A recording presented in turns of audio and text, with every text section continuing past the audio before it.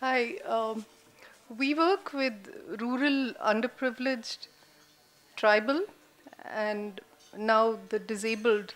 The focus of our work is disabled. So these are shots which show you what our target family is and what happens to them after they get a job. The whole body language changes. I want to begin a story. I always like telling stories of successes because that's what keeps our work going. This is Saraswati who came to our class. All our kids are kids of marginal farmers or a contractor or a construction worker. And Tata Tele had asked us to do a dedicated batch for girls as telecallers, and these are rural disabled girls. We trained her for 3 months, and today she's earning 84,000.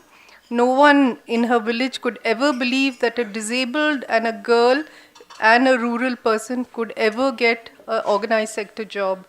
So now, today, in fact, she is the breadwinner of a whole family who helps her younger brother get a proper education. And the whole family dynamics has changed from being a person who can't to a person who can. Why I decided to focus on disabled. 7 years I used to head a government mission. I was a private sector person chosen to head a government mission, the first jobs mission for the underprivileged set up by the AP government. And when I left it, we did several innovations and really scaled it to about training about 260,000 youth, and 70% were in the job markets. Almost every company worked with us closely. But I found that there was one pocket where no one was looking at in the country, and that was the pocket of the disabled. And if you look at it as a workforce, there are about 70 million disabled in the country, and 70% are in the rural areas. So I decided that we should do something about it. So what are the kind of challenges? The challenges are on all sides, on governments, on the NGO side. NGOs only know to rehabilitate, they don't know the markets. Governments don't know what to do, so the government only gives subsidies and doles and pensions to the disabled. Companies would like to be inclusive but don't know how because they say NGOs don't train properly. And the youth themselves, no one is giving them a solution, so they take that 500 rupee pension and sit in one corner of their house. That's the kind of ecosphere we stepped in. But if you look at the West and you look at some of the progressive MNCs in the country, why are they hiring the disabled? They're actually hiring them not out of pity or empathy, but because it makes business sense. You will find that they don't gossip and talk, so attrition is less, the productivity is higher, and they're hiring because it makes business sense. So we never ask anyone to take them because it's pity, or we don't even talk about CSR. We only say it makes business sense, so please hire this youth who's trained by us. And all the people who've been hiring from us are first-time employees, and actually we find this philosophy works. The team whom I have with me is a small core team who's worked with governments very closely. We set up a mission which is known now and mainstreamed into Government of India. Personally, I work as the World Bank specialist in the whole of South Asia. So we set up with the AP government the country's first center for PWD livelihoods, where it's actually a PPP where you have the government missionary and you have a private sector team which understands markets. And we also have a great rapport with the rural community. We work very closely with them. So the three main stakeholders on board in this mission. And we've set up for the first time in the country 12 dedicated centers for the disabled.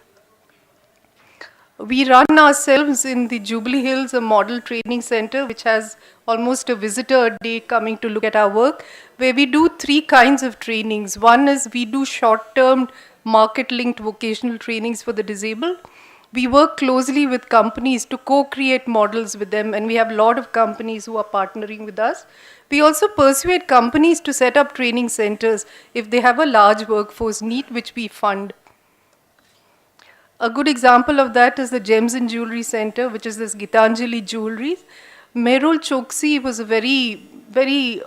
he felt that yes, this diamond cutting is a very hard task, and if he took the disabled, yes, they could be a productive workforce. Today, we've changed the HR policy and got 10% of their workforce to be disabled, and he's put in all sorts of processes, including hostels, and they've set up a training center, and we supply the disabled to them. These 12 partners who came had never trained disabled before. So there's a whole value chain, which I call, of taking a youth from being unemployed to being employed and lifelong learning. So we taught the partners this entire value chain because that's the only way in which we can get scale.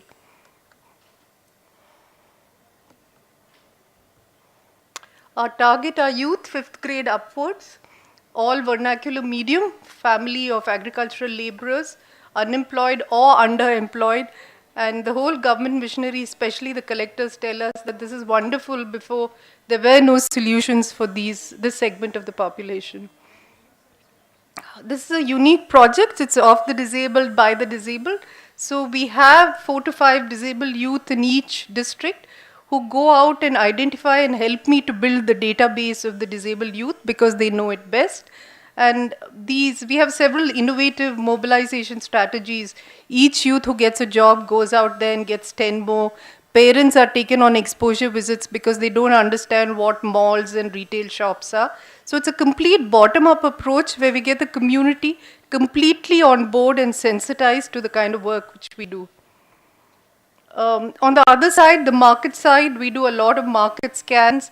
And finally, what we've done is for the illiterate, manufacturing and apparel industry, and the literate, you have the service sector, ITES, hospitality, retail. And our flagship is what we do is, which is the English soft skills and computer academies.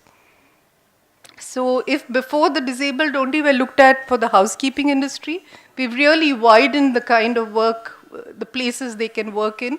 Medical transcription we haven't started because the industry is now slightly down, but we're keeping track. So companies work with us in various ways, right from volunteering to giving their modules to visiting our training center, looking at gaps and filling in, and of course also placing.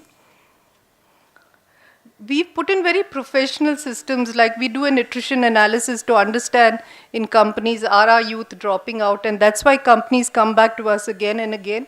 And we have over 50 companies working with us very closely. Many of them are first-time employers of the disabled.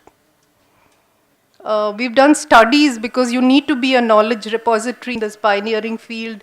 We partnered with the ISB and the Taj for hospitality.